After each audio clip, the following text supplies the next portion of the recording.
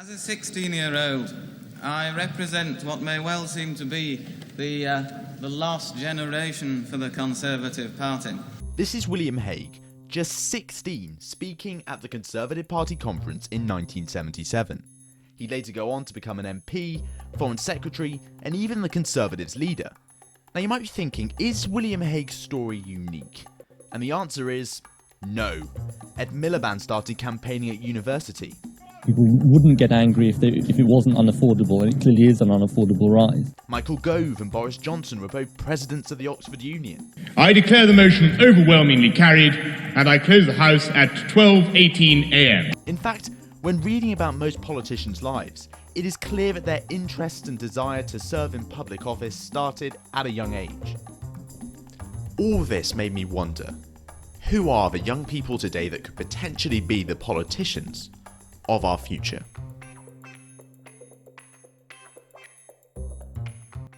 Hello and welcome to Will Hunt Investigates, the show where I investigate stories, debate ideas and speak to interesting people. Great to have you. Now in today's episode, I'll be interviewing a small group of young people who are all determined to become the next generation of British politicians and potentially hold the highest office in the land.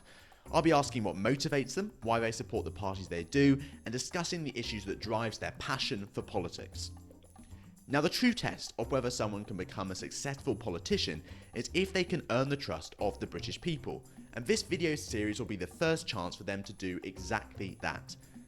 In today's episode, you'll meet 4 Conservative hopefuls, and in the next episode, you'll meet 4 Labour hopefuls. You at home will then vote for your favourite, who will go through to a head-to-head and battle it out for Will Hunt Investigates Young Politician of the Year. A very prestigious title, to say the least. Now, as I said, in today's episode, you'll be meeting those 4 Conservative hopefuls. They are Aaron, Luke, Byron, and first up, Emily. Hi, my name's Emily. I'm 17, I'm a Conservative and I'm from County Durham. Being an MP is mainly, it's about wanting to help people more than anything, isn't it? It's about having the ability to take what you see from constituents and issues that they have and being able to bring things into force that can actually help them. It's like you can be a doctor, a firefighter, a police person, and you get to do the same thing, but I didn't want to be any of them. I wanted to be an MP for some reason. There's just something about it, like you can bring into laws, you have an impact, stuff like that every single day in your job. So, I mean, really, I don't get why anyone wouldn't want to be an MP.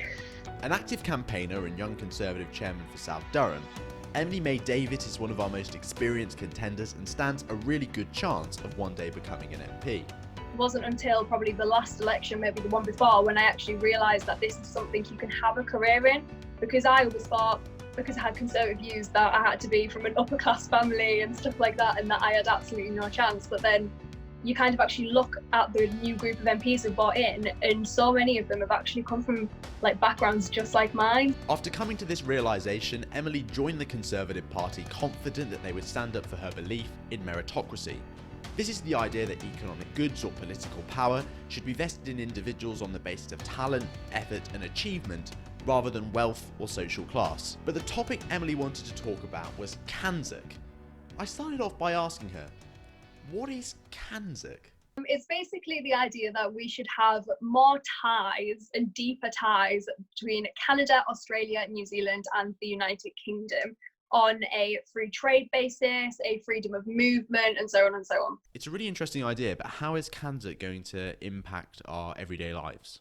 Things like having the ability to move for opportunities, so for jobs and stuff like that, from one of those countries to another, because like culturally they're all very similar. We all share the same like overall language, we have shared history, everything like that. We share the same monarch, so it just makes sense that we just work together. And why do you think then that Kanzuk would be a better agreement than remaining in the European Union? Like the 4 countries together, they're all massively developed, like more so than lots of the countries that are within the EU. They're all at that point where it's an equal playing field between all of them. There's no country that is kind of more powerful than the other. And how can people find out more about Kanzuk? Yeah, we've set up a group called Conservative, and we are basically a lobby group. We've got a Twitter page, we've got a website, we're on Facebook, so you can find us across all three if you want more information. Okay, finally then, why should people vote for you to go through to the head-to-head with the Labour representative? I think I can beat them. I'd like to hope if I do go through. But I feel like a lot of the issues, I don't have too radical stances, but at the same time, I'm not really moderate. I'm in the middle. It's a good place to be. Emily, thank you very much. Hi, I'm Byron. I'm 16, I'm a Conservative, and I live in the West Midlands. Known as Young Conservative 1834 online, Byron is a familiar face from the UK political TikTok scene and is very interested in becoming a Conservative MP in the future. It's my aim to kind of, if I was Prime Minister, for example, to make Britain the #1 economy in Europe. I want to make our GDP bigger, and I want to make us more respected throughout Europe. And then on equality, I want to make sure everyone's treated equally. Byron's belief in equality is largely down to the influence of his grandfather, a prisoner of war who fled to Britain. It's also the reason he has such a strong dislike for socialism. I started off by asking him to tell me more about his grandfather's fascinating story. He was born in 1919 in Budapest. Throughout his life, he was always raised as a Conservative. When he got to about 18, he became an officer in the army. When the war started, he was riding on his horse too close to the border, where he was captured and put into a Russian POW camp. There he was tortured. They didn't feed him well. They didn't treat him well. He hated it. When he left the POW camp after the war, he had to experience Hungary under authoritarian socialism. Authoritarian socialism is a political system which adopts socialist principles, but rejects freedom of expression, is unaccountable, and heavily censors general life. And socialism, what it did was it crippled the businesses because the owners were taken away, replaced by Soviet owners. It taxed the Hungarian people a huge amount. Eventually, the businesses, all of them across the country, just collapsed. There was no jobs. Wow. What did your grandfather do? Eventually, he managed to escape to Britain by going over the Austrian mountains, and eventually made it into Britain, where he met my grandmother and had a family and started a hotel business. And everything was going nice and smoothly. They were employing people. The economy was doing great in Britain at the time. Labour came in, Howard Wilson, James Callaghan. Taxes were raised, so no one was earning any money. Businesses were failing, just like in Hungary. Eventually, he was saved by Thatcher when the Conservatives came in. So is your grandfather's story then the fundamental reason why you could never consider supporting socialism? You know, he's experienced it, he's seen it in both types, authoritarian and in democratic. It doesn't work. And, you know, it's proof. He's been there, he's seen it. And it ruined lives, and he did what he could to escape from it. So no, I'll never really go to socialism. Okay, Byron, so why should people vote for you to go through to the head-to-head? I believe people should vote for me because I'll always stick by my views, but I will also defend the rights of citizens that are currently neglected or ill-treated. But most of all, the country needs to be protected from the red of socialism, which has always lowered the standard of life for people who have lived under it. Byron, thank you. Hi, I'm Luke. I'm 20 years old. I'm a Conservative from Malden. When I started politics, you look to both parties. And most people did say, when I said I'm interested in politics and trying to help people for the better, they said, oh, that's definitely the Labour Party. But when you actually look at policy and get involved with policy, you do change, your opinions change. I just felt I agreed more with the Conservative Party, and that's what I believe in more so. A member of the Tory hype house on TikTok, Luke has openly spoken about his plans for the future.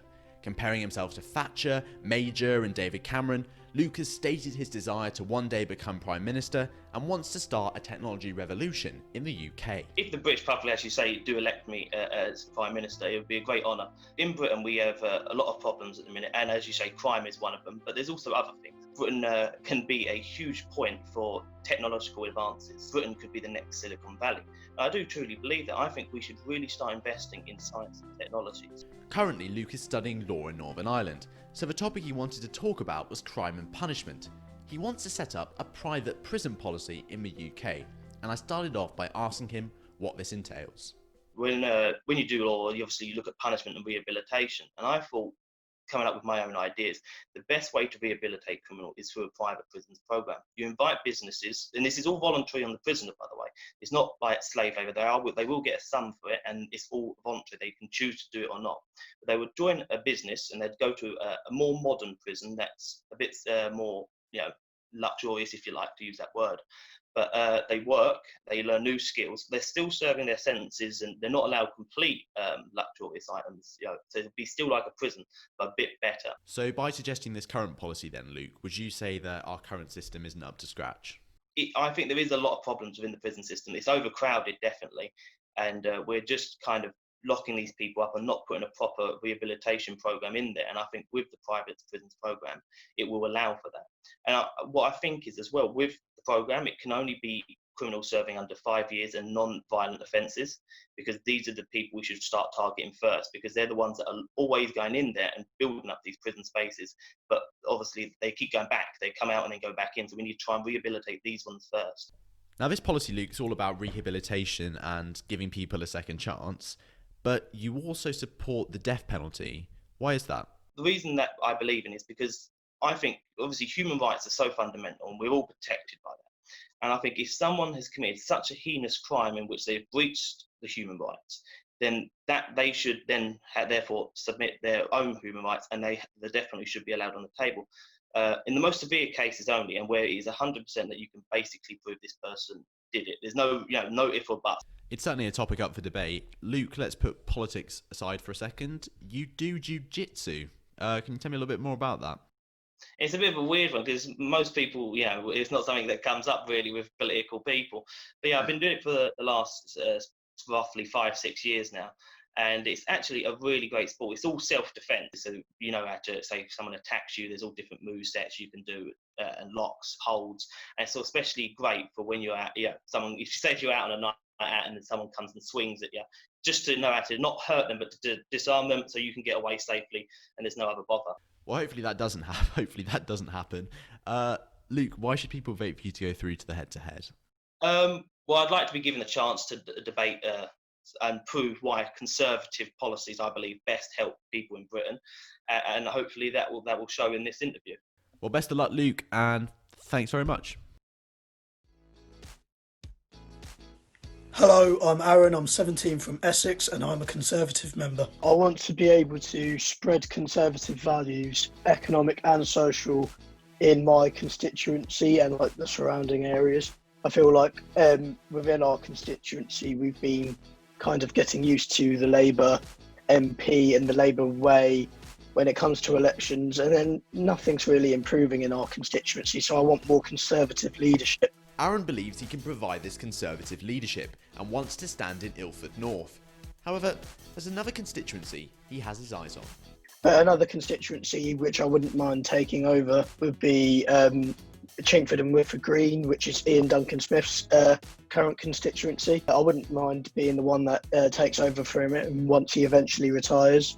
Now, the topic Aaron wanted to talk about was immigration. And I started off by asking him what his opinions were on the Conservatives' new Australian-style points-based system bill. I'm definitely happy about this system. I think immigration needs to be effective, and as a second generation immigrant, I understand how important effective immigration is.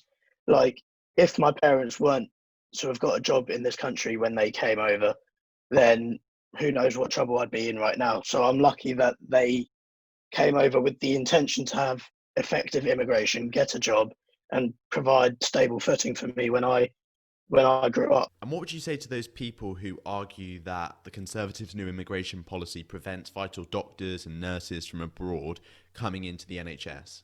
You have things like that was in the manifesto, such as the NHS visa, which means although nurses may not go into that section of the Australian style immigration system, which has been called out, they will obviously be able to come over on the NHS visa. So the government are doing a very good job in terms of immigration at the moment. So just to be clear then, you're not against immigration, you're just in favour of more control? Immigration in general is going to be a positive. It's just you need to cancel out that amount, that's just going to be unproductive. We need more productivity for the country. And people would say there's an argument that it's a racial, it is racist from the party or whatever, but it's just simply trying to provide the best situation for our country. And you could argue that Dominic Raab allowing the people of Hong Kong to have citizenship here just proves that the party is not racist and it just simply wants effective immigration. And why did you support Dominic Raab's decision? When we gave the treaty to China saying one country, two systems, we expected them to uphold that. And if we allowed the people of Hong Kong to be continuously oppressed by the Chinese government and the police, we were essentially going back on our principles as a country. And it was therefore important that we did allow the people of Hong Kong to have residence in the UK. Finally then, Aaron, why should people vote for you to go through to the head-to-head? I think it's important that we are more aware of the Conservative values as young politicians, because I think it's something that's been lost in translation. You kind of get entangled with the feeling that the Conservatives are that, rather than the policies of free market enterprise, effective immigration and strong social values. So I think I have the ability to present that to the viewers in the best way that I can, and hopefully that's just good enough for you. Aaron, thank you very much.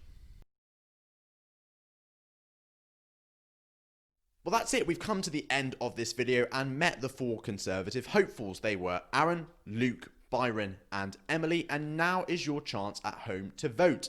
There should be a sort of voting system appearing above my head, our own version of a single member plurality system, if you like.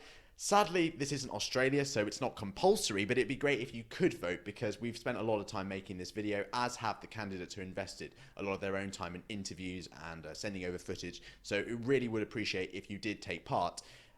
The voting period is going to be capped at 3 weeks for each video. That's in order to make it fair. And that's Labour video is coming very, very, very soon. Okay, thank you very much for watching. Like, comment and subscribe. Hope to see you again soon. My name's Will Hunt, and this was Will Hunt Investigates. Bye-bye.